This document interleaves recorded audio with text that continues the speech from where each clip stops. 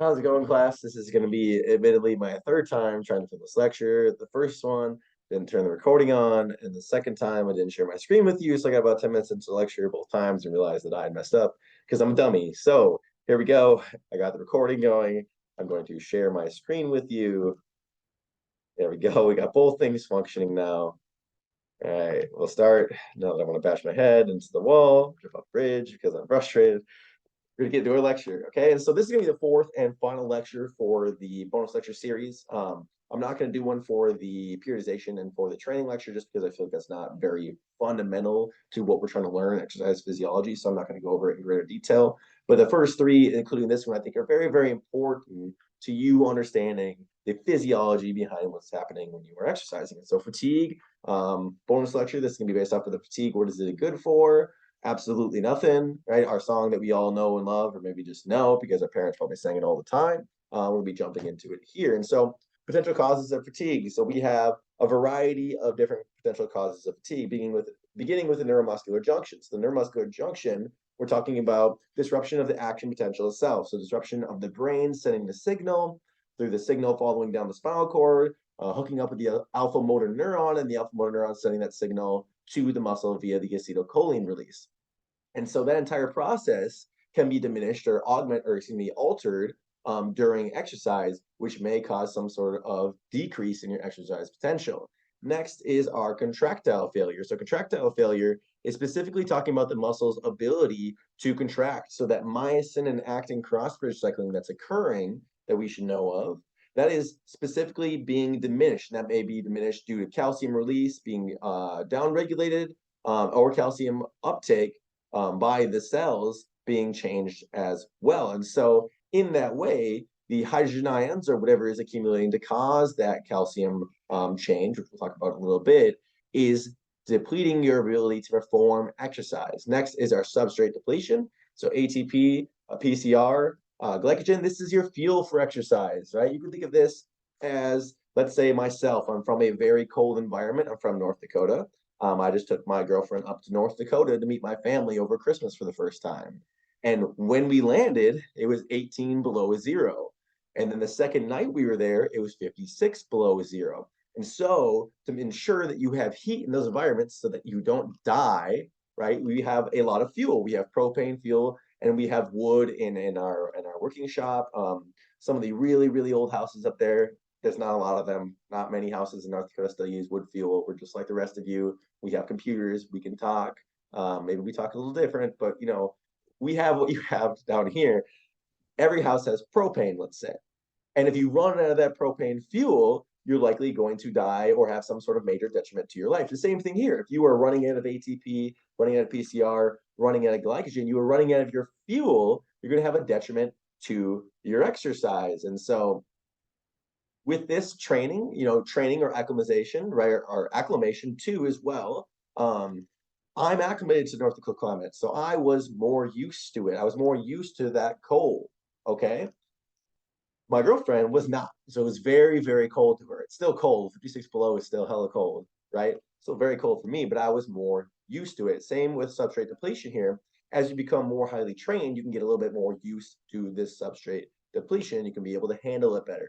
Now, metabolite accumulation, we're talking about inorganic phosphate, our ADP, our hydrogen ions, and our free radicals, or oxidative stress. All these things that are accumulating that are going to provide some sort of detriment to the body. And so we're looking at here specifically peripheral versus central fatigue. So on the top here, we see peripheral fatigue occurs in the muscles. This is any fatigue that is occurring specifically in the muscle. It's called peripheral fatigue because we're basing it off of the central nervous system. So if it's not the central nervous system, it's in the periphery, it's in the muscles. And so energy depletion, ATP depletion, PCR depletion. So we know if we're running out of ATP, we're running out of the ability to do active processes, specifically muscle contraction. And if we're running out of PCR, we're running out of the ability to rephosphorylate our ADP into ATP via the phosphagen bioenergetic system, which we should know about. As well as we have our glycogen depletion. We have glycogen depletion, which is going to cause hypoglycemia. This, which we'll talk about for central and nervous fatigue. If you don't have fuel in the shop, we'll go back to the North Dakota analogy because I'm a hick and I like to make simple analogies. If you don't have propane, we'll say propane because wood makes me sound really old, right? Even though I'm not that old, it's just the wood burning stove that we have in our shop. if you have propane readily available next to your house, it's easy to heat your house. But if your local stores of propane are low or you have none, you have to go and get that propane, bring it back. It's going to be very, very hard. It takes a long time, and it's probably going to provide a detriment to your standard of living. Same thing with glycogen depletion. If you don't have glycogen readily available in the muscle, you have to mobilize it from the liver to get it to the muscle, which is going to cause a depletion to your exercise. Changes in pH. Much like temperature, you function within a very specific window of pH. So when you get a fever, when you are sick, that fever, that increased temperature, is an act by your body to kill off the bacteria or the virus or whatever it may be that's infecting your body. But you manifest and you feel the detriments of that increased temperature. You feel lethargic, you get nauseous, you feel tired. Most of the time, that is not the bacteria or the virus causing you to have those symptoms. It is the fever itself causing you to have those symptoms. And the fever itself is brought on by your body trying to get rid of that virus or bacteria. So the virus and the bacteria is not usually causing you to feel nauseous or feel these things. That is the reactionary mechanism, the protective mechanism of the body, making you feel that way. Same thing with your change in pH here. As your pH begins to drop, this is a little different because the acid does actually provide some sort of detriment to the structure as well as the oxidative stress. But most of what's occurring is you are feeling that change in pH. It is causing a detriment to the enzyme ability. It's causing a detriment to your cross-bridge cycling. So you are feeling the manifestation of this change in pH because you're no longer in the optimal window for performance. And then we have neural changes as well. This is more specific to central fatigue here. Talking about motivation and focus. So motivation and focus is subjective. So even though it's subjective, it's still part of central nervous fatigue. As you are more motivated, if you are a highly motivated individual, your fatigue during a longer exercise bout is not going to be as extreme as well as perceived fatigue. So if you are in a highly humid and high temperature environment, your perceived fatigue is going to be higher for a variety of different reasons, but your perceived fatigue is going to be higher, which is going to cause you to burn out more quickly. And then we have body temperature there, which is talking about the perceived fatigue, and then hypoglycemia. So not only do you not have the fuel for the fire or fuel for your muscles localized, causing peripheral fatigue, but if you are going through a state of hypoglycemia and you are having a low blood sugar, your brain is reading that, sensing that with chemoreceptors, and it's saying, whoa, hold on, hold on. We're working too hard. Our glucose levels are low. And because glucose is the only fuel that fuels the brain, besides lactate, which we'll talk about probably not in this lecture, but you'll talk about in advanced exercise physiology if you ever get into it. But in hypoglycemia, your brain is saying, hold on, we're working too hard. We need to slow down. And so your brain begins to diminish your exercise output just to help prevent you from over exercising. And so accumulation hypothesis, right? This is one of the hypothesis or one of the theories that we're going to talk about for what fatigue is. And accumulation hypothesis is just talking about the accumulation of different metabolic byproducts. So hydrogen, inorganic phosphate, potassium, ADP, and this accumulation of hydrogen, which causes a pH decrease. Remember that a drop in pH means more acidosis.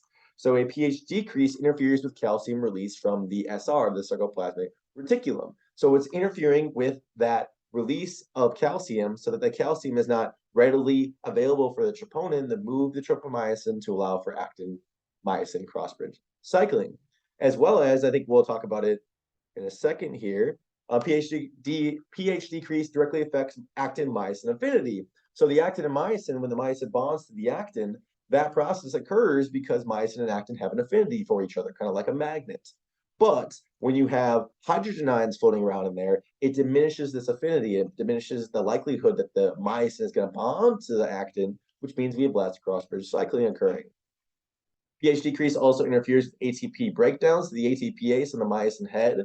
The usage of that ATP by your active processes is interfered with by those free hydrogen ions. So specifically, we're looking at reduces the ATPase effectiveness. And we talked about it a little bit in our muscle contraction lecture. ATPase is the enzyme that cleaves ATP that allows for that bending, that power stroke of the myosin during the cross-bridge cycle, as well as pH decrease interferes with ATP production by decreasing activity of enzymes. So now we're talking about rephosphorylation of ADP into ATP using the phosphagen system. So we know the phosphagen system uses PCR, donates that phosphate to ADP to make ATP. Now that process is also being diminished. So you have this massive accumulation of different byproducts that is also causing a massive accumulation of different detriments to your exercise. So lactic acid is produced, but quickly dissociates. So we have lactate and hydrogen ions. Lactate can be used for energy. So remember this, lactate is good. Lactate can be used as fuel and it can be used to buffer acidosis. A little bit of lactate is good. It helps to catch some of these free hydrogen ions. It helps to catch some of these free hydrogen ions and store them in the molecule. So I know we're looking at this and you're going, well, lactic acid, that's the acid, so we don't want that, right? Technically, what an acid is in chemistry is anything that donates a hydrogen ion. So we talk about sulfuric acid, which I'm sure everyone's heard of, or hydrochloric acid. Hydrochloric acid as itself, HCl, is not dangerous. When it is dissolved in water and that hydrogen is then free to move around and provide damage to different things, that is what is dangerous, and that's what an acid is. So lactate here, we see, this is probably too much chemistry, but you'll understand it. This free oxygen right here on the lactate is binding this free hydrogen ion. So we have lactate laying around or floating around. It can bond these hydrogen ions to make lactic acid. We see here on the right there, the oxygen has no hydrogen. And then we see here on the left, the oxygen does have a hydrogen. And so in this way, lactate is functioning as a buffer. It is grabbing some of those hydrogen ions so they cannot provide as much damage or detriment to your exercise, as well as that lactate can be later utilized as fuel. So we're looking at the hydrogen ions. We said that it interferes with calcium release from the sarcoplasmic reticulum, all those other things. It also directly gets in here, like I talked about briefly, and interferes with calcium bonding, and also interferes with actin-myosin affinity and the ATPase activity. So these hydrogen ions are all getting in here, and they are messing up calcium's free flowing and free ability to do all of these things. So the hydrogen ions in a multiple amount of ways or in multiple ways are actually causing a diminishment to the exercise. So again, this is more of me just saying, remember that acidosis is the problem and it is not the accumulation of lactate that is the issue. So we see here with exercise, normal exercise on the right here, I apologize, these are kind of out of order, but on normal exercise, we started about 7.05 pH. And then as you begin to sprint, your pH drops, which means that you're having the accumulation of what? You're having the accumulation of hydrogen ions. Then after you stop and you rest, it's going to return to normal. And then we see here in the middle one, I'm working right to left, I apologize for that. You see here in the middle one, we have a tolerable limits of blood pH. So of arterial blood, you want to be relatively 6.9 to 7.5. And then in the muscle itself, specifically what we're talking to with this acidosis accumulating in the muscle, interfering with calcium and cross-bridge cycling, there is a tolerable range down to about 6.63. So as you get down closer and closer to 6.63, you get closer and closer to exhaustion. And when you reach about that limits, right, about that area, not always exactly 6.63, but when you get close, you're going to begin to feel exhausted. And then finally, on the left here, you're seeing essentially what the function of buffers are. So this red line here, if there was no buffers in your system, the accumulation of acidosis would just begin to run rampant. It would just keep on occurring, keep on occurring, keep on occurring. What the buffers actually do is, to a certain point, when the hydrogen ions become so prevalent, it causes a greater affinity to these buffers, which we don't need to know for this course, but I'm just explaining it to you. Essentially, it causes a greater affinity to these buffers, and they begin to grab those hydrogen ions. So when you begin to rest, those buffers, bicarbonate or carnosine, begin to buffer and hold on to those hydrogen ions, which allows the pH to return to baseline, and then they release them more slowly later on when your body can actually handle it. Excuse me, I sneeze. So buffers include, right, we have our intracellular buffers, bicarbonate and carnosine, as well as our extracellular buffers, proteins, hemoglobins, chemical buffers. So there's buffers that occur or are stored within the muscle that help to buffer the hydrogen ions. And there are buffers that are stored outside of the muscle, extracellularly, kind of a little list there, extracellularly, like the proteins, the hemoglobin, and the chemical buffers. And so there's buffering going on in both areas to help mitigate that acidosis. Again, leading us back to the fact that the acidosis is the problem. It has to be the problem because the body is building all these things to diminish the acidosis. Again, form follows function. So a lot of these proteins are built specifically to buffer that acidosis. Their form, their shape, their conformation, their job follows their function, which is to diminish this acidosis. Slides not skipping. There we go. So now we're going to look at depletion hypothesis. So we looked at accumulation hypothesis, depletion hypothesis. So we're looking at two different types here. We're looking at neural depletion.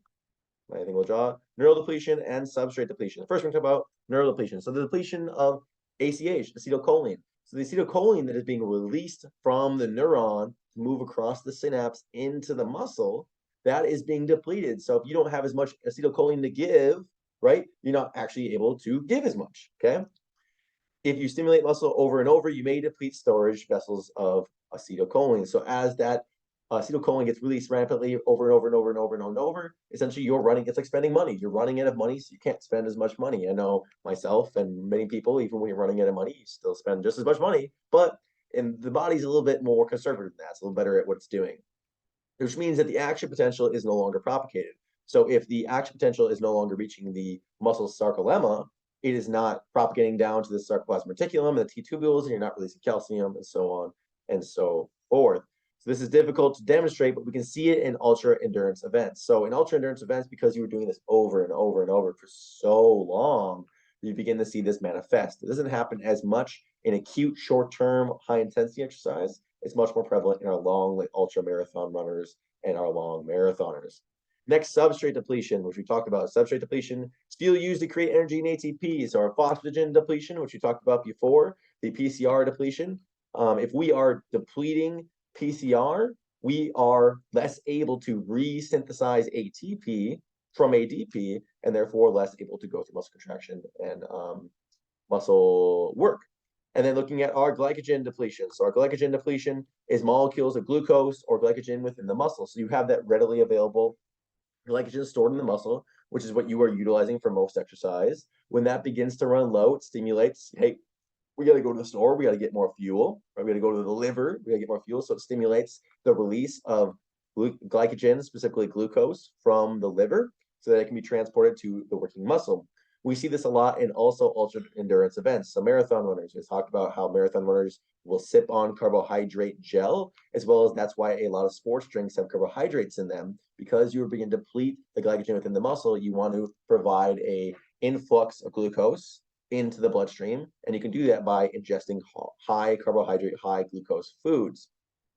When depleted, the athlete must slow down. They're hitting a wall. So have you ever heard of like the 19-mile wall in the marathon? It happens in the Boston Marathon, I believe, partially because you're going up a hill, but a lot of runners will reach this wall where essentially what is occurring is their muscle glycogen stores and their liver glycogen stores have gotten so low, the brain is feeling that and going, we gotta stop, right? We're running out of fuel. At some point here, we'll run out of fuel so much that we will not be able to complete our basal metabolic processes, and we might die. That's obviously extreme, but it's essentially your body's way of protecting you from over exercising. And then we'll skip that bottom part here. We're not too worried about that. So another thing we're talking about is with acidosis. Oh, this slide got out of order. I apologize. Slides out of order. So this is part of the accumulation hypothesis. Sorry, I'm not going to read this lecture a fourth time. So you're going to have to deal with this here. So this is part of the accumulation hypothesis. So we say that acidosis is accumulating. Okay, acidosis is accumulating. It's called it's impairing sarcolemma depolarization. So also we talked about it's impaired actin-myosin interaction. It's impairing the enzyme. It's also impairing just the sarcolemma's ability to depolarize. So the nervous system trying to stimulate the depolarization of the muscle cell by acetylcholine release, acidosis is also impairing that. Then the other thing we're going to talk about here that I wanted to touch on is reactive oxygen species. So these reactive oxygen species are very dangerous. We probably heard about these. We probably heard about antioxidants, which are thought to reduce ROSs, thought to maybe help exercise. The jury's not still out on that one. Starting to see that maybe antioxidants aren't the best for exercise, but we're trying to move on, trying to understand really how these are occurring, because we know in nature reactive oxygen species are damaging. Whether or not they are a good amount of damaging or an ultra amount of damaging, too much damaging, we haven't quite figured out yet. But we see here that these reactive oxygen species that are accumulating are also causing detriment. They are causing blood flow restriction. Blood flow restriction means less oxygen, less nutrients, less metabolic removal, which means less exercise. You're disturbing the calcium handling, you're impairing calcium activity. Much of the same of what acidosis is doing, reactive oxygen species, ROSs, are also doing. And so these are very detrimental to exercise. And as these begin to accumulate, these are a negative function of fatigue that are helping you or preventing you from continuing exercising. Sorry, we'll jump back to the depletion hypothesis here. Phosphocreatine, once PCR is depleted, exercise intensity must decrease. So we see here our ATP is staying relatively high. But at a certain point, when we get low enough PCR, as our PCR gets to a low enough point, we can no longer rephosphorylate ATP and it begins to drop. And this is when we see our drop. Remember we said that the PCR system can last anywhere from about 6 to 10 seconds? What we see here at 6 to 10 seconds, you begin to see that drop. And that's because the phosphocreatine has become so low, it becomes really hard to rephosphorylate that ADP into ATP.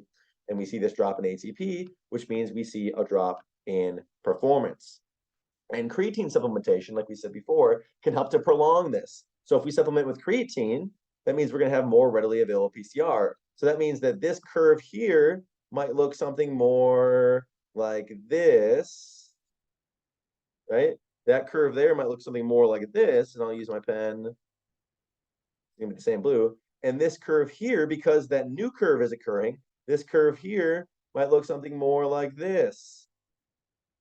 So we see here that ATP is staying higher for longer, and that means we're able to produce some sort of force output or some sort of exercise output for longer. And that's what creatine allows us to do, as well as it allows the resynthesis of PCR. So like I said before, in between each individual set, you are allowing this recovery to occur more intensely. You're allowing a more complete recovery to occur. And so that means that this ATP pool at the beginning here is higher. So if we're supplementing with creatine, right, that ATP pool that we start with might be higher, or it might be higher than it would be normally at baseline if you were just jumping between sets, which allows you to work harder, which means more muscle damage, more augmentation, more adaptation.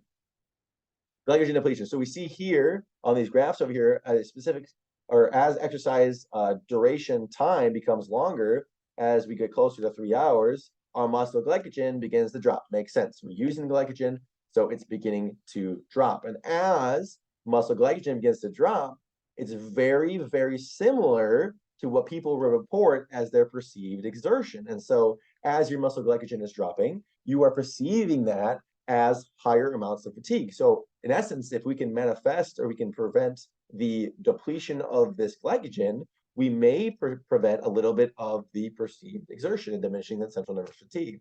So if you're keeping those glycogen stores high, you may feel less tired, which means if you're feeling less tired, you're going to perform at a higher capacity. So again, intensity determines the rate of glycogen breakdown and duration of exercise. So obviously, if you were exercising at a more intense clip, you are going to fatigue more quickly because you are utilizing more glycogen. When muscles are low in glycogen, result in peripheral and central nervous fatigue, which we just talked about. So accumulation, let's split. Accumulation, accumulat ion, helps to limit depletion. And so what we're saying here is that even though you're going through substrate depletion, your body will never allow you to completely deplete your substrates because of this accumulation, right? So the accumulation leads the depletion. Fatigue, specifically accumulation, will never allow you to run completely out of glycogen. So it functions to maintain minimal levels of nutrients for basal metabolism. So essentially what we're saying is the accumulation of metabolites and the central nervous fatigue and the peripheral fatigue will never allow you to basically run yourself to death, okay? The story of the marathon, where the man ran 26.2 miles, said that the Peloponnesians, I believe, the Peloponnesians, the Persians, right, were on their way to ancient Greece. The man that collapsed and died, he probably collapsed and died because they didn't know how to help him. He probably collapsed out of exhaustion, and they didn't realize that he needed a whole bunch of sugar to maintain living. And so they just probably didn't feed him, and then he died. He probably didn't actually die from just running the 26.2 miles. It's just probably the poor nutrition that they gave him afterwards that is what killed him. But in this case, right, the function of the accumulation is to prevent you from getting to a point of exhaustion. Obviously, he probably was pushing himself much harder because he knew thousands of people were going to die if he did not let them know if the fable is even true. But he was pushing himself to a point where he got so exhausted that he collapsed from substrate depletion. And that is what this accumulation is trying of a fatigue is trying to do. So you can think about it in this way. Fatigue can be thought of as protective and informative. It's informing the essential nervous system that you are running out of fuel, you're running out of things needed for life. So you need to slow down. And in this case, specifically, it is protective because it is not allowing you to deplete those macronutrients. As well as we think about it with muscle structure, the accumulation of negative metabolites is also causing you from providing too much damage to the muscle structure, which is going to diminish your performance going forward. We think about that like back on the plains of Africa, where we all emigrated from or migrated from as a species, when we are fighting off a predator or we are hunting prey, you want to make sure that the next time that you did that, you were in tip-top shape. So in order to prevent you from overworking on one individual, let's say you're fighting off one lion, whatever it might be they're fighting off back in the day, or you're fighting off some sort of predator, they want to make sure that you were not working too hard so that you wouldn't be able to fight off the next time. And obviously, if you lose the first time, you're dead. So it doesn't matter. But much like tracking prey, you can't put all of your effort in the tracking or killing one prey, because the next time you have to do it, you're not going to be able to. And so that's obviously a very old-fashioned evolutionary way of thinking about it, but also just for exercise and for sport, it's good because you don't want to be putting too much work into your workout, too much effort in your workout, and then you come to your sport or your event the next day and you're just burnt out. Right? And that's one thing we talk about with overreaching, overtraining in our 5th lecture, is why you don't want to be doing these certain things. So that's going to end the bonus lecture here. As I've said before, if you have questions, please reach out to me. I've only had one person talk to me at all so far. But going forward, if you have not started studying for the test, I would recommend doing so. Again, this is a 4th level course. Okay, so you need to understand these concepts in pretty good detail. You need to understand what's going on. So if you're one of the people that jumped through all the lectures at the very beginning of the semester, and now you're coming back to it, or this is the beginning of the semester, remember I'm warning you, at least a week beforehand, you should begin to study for the exam. I know this is an online course. I know it's very hard for me to get you guys engaged. I'm doing the best I can. I'm trying to make these lively. I'm trying to, use real world examples. There's only so much I can do with a concept like physiology. I'm trying to do my best. But with that, okay, you're going to get out of this course as much as you want to get out of it. And so a lot of you I know on online courses have developed this kind of laziness. No offense to you. I have myself too in online courses developed a laziness where we just expect them to be easy. Like I said, this is a very important course for the curriculum. And so I'm making sure that you guys are still getting good education by providing the material to you. And I'm going to have relatively difficult tests. These tests that I'm going to make, I'm aiming for an average of about 72 to 74%. So that means that the average of the course will be a low C.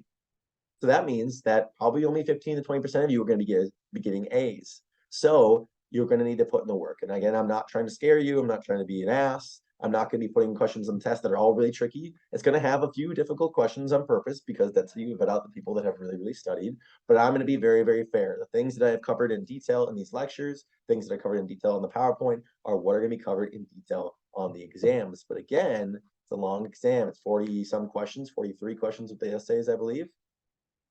Yeah, 43 questions with the essays, I believe. So that means that you're going to have to put in work in order to understand those concepts. But if you need help, please reach out to me. I'd love to help you. Otherwise, it's going to end the lecture today. Hope you guys have a good one.